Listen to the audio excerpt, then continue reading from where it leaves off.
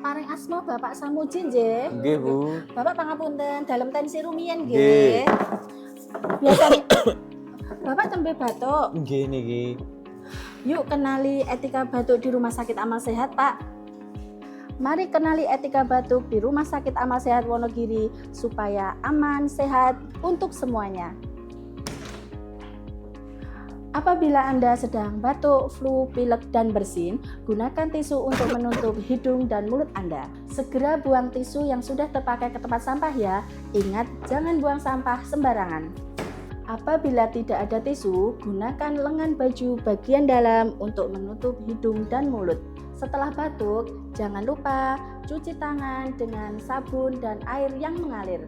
Ketika sahabat amal sehat sedang mengalami gejala batuk dan flu, gunakan masker. Masker dapat mencegah penularan penyakit terhadap orang lain.